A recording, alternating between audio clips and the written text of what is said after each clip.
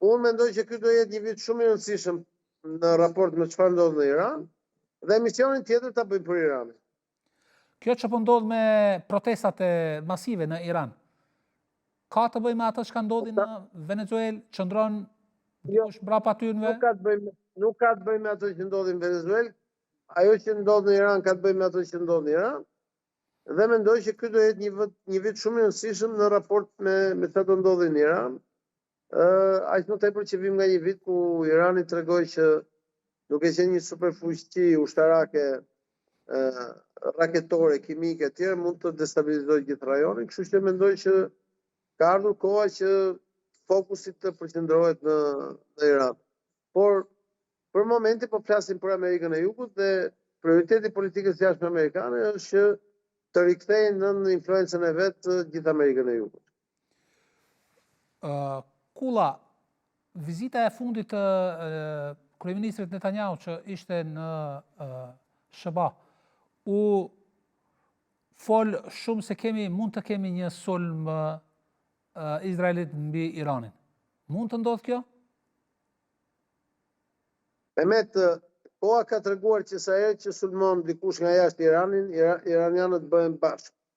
E vetmja formë dhe mënyrë për të marrë fund regjimin e Iran është që gjërat të ndodhin nga brenda. Kështu që nuk shkojnë dy gjërat. Unë mendoj që është koha që të mbështeten të gjitha grupimet anti-regjim në Iran, qofshin ato dhe ushtarake kundër gardës së revolucionare, për të ndryshuar realitetin politik dhe ekonomik dhe ushtarak në Iran.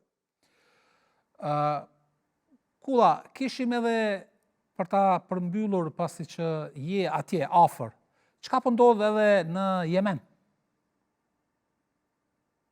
Jemeni është një failed state, që 80% të territorit e kontrollon një regjim ushtarak i hudhve, të cilët janë aleat me Iranin dhe janë shiit, dhe pjesa tjetër është në ndikimin e sunitëve të Iranit, që është në ndikimin e sunitëve të Arabisë Saudite dhe të Omanit.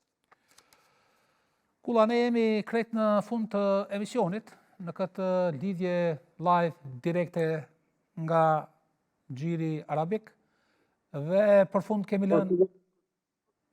Konsideroni që këtu nga Xhiri Persik, kohën e kemi gati një natës.